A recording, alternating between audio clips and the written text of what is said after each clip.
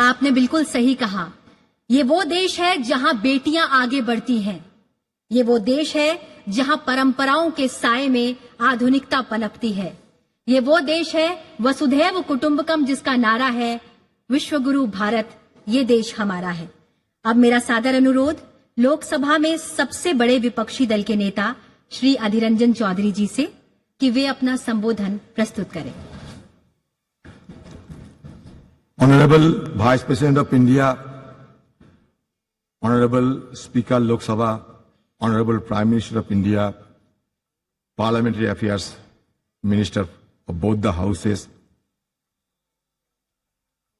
opposition leaders, Kharge ji, all my senior leaders and distinguished, esteemed colleagues of both Lok Sabha and Rajya Sabha.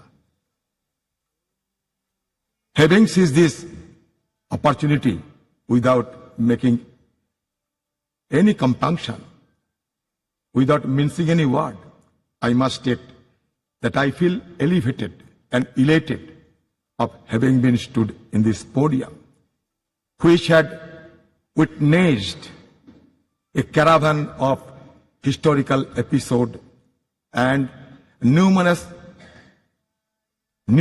momentous events in the midst of the galaxy of luminaries who had rigged up their brain and burned the midnight oil to frame the Constitution of India in this august house, which is called at the time Constituent Assembly.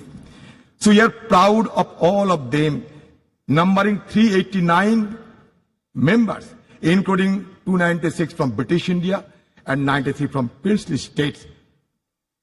In this house also, in this house, in the year 1947, 22nd January, the objectives resolution numbering 8 was passed, was adopted, which was proposed by Jawaharlal Nehru ji also, which had inspired the shaping of our constitution in subsequent stages also.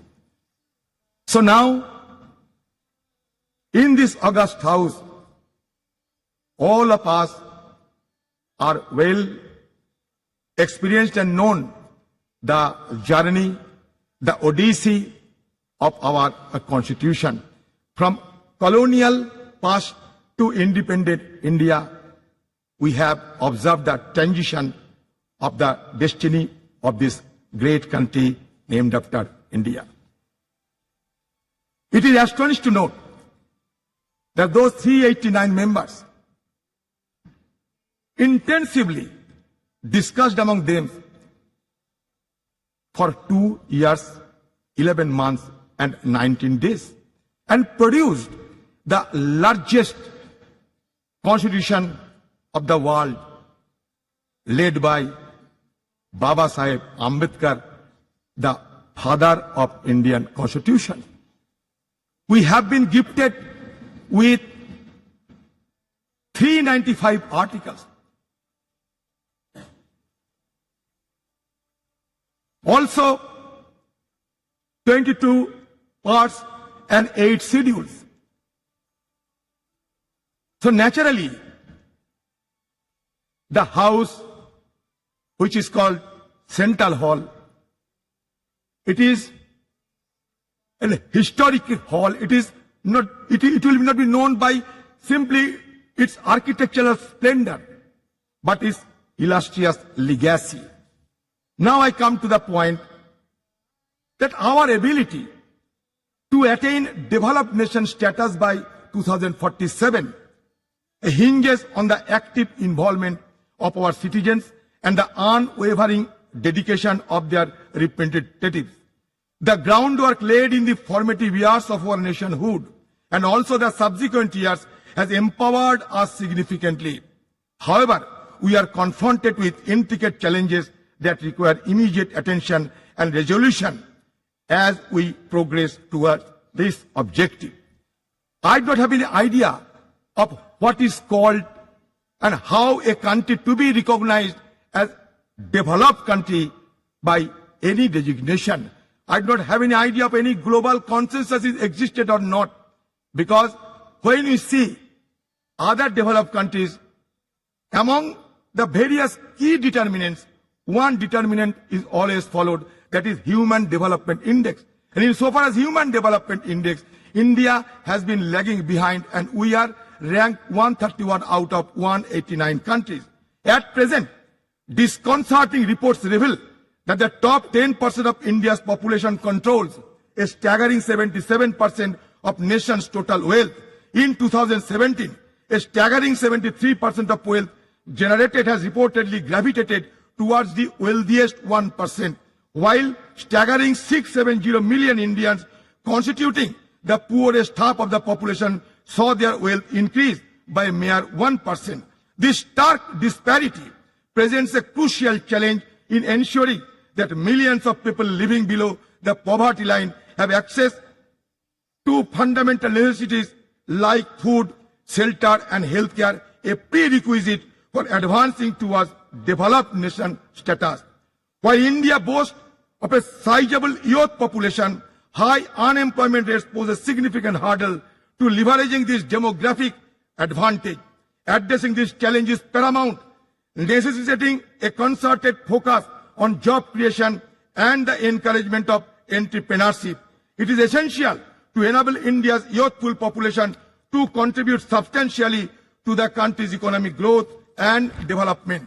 Despite India being the world's fifth largest economy, our per capita GDP falls far behind that of developed nations. Tackling this economic growth challenge requires pro-growth government policies, maintaining low inflation, reducing interest rates, alleviating unemployment, fostering a skilled workforce, bolstering purchasing power, stimulating demand, and enhancing the healthcare and education sector. India must prioritize the development of a globally competitive, labor-intensive manufacturing sector capable of generating significant employment opportunities. In sum, addressing the pressing issue of high youth unemployment is a pivotal step for India's march toward developed nation status by 2047. I am impatient. I do not want to wait till 2047. Why not before 2047? To realize the vision of becoming developed nation, India must pursue a growth trajectory that is both comprehensive and sustainable. Economic growth must be all-inclusive, benefiting every citizen. An overarching focus on human development, encompassing access to healthcare, education and essential services must be implemented holistically. The challenge of transforming India into a developed nation by 2047 are substantial, encompassing poverty, infrastructure deficit and environmental sustainability.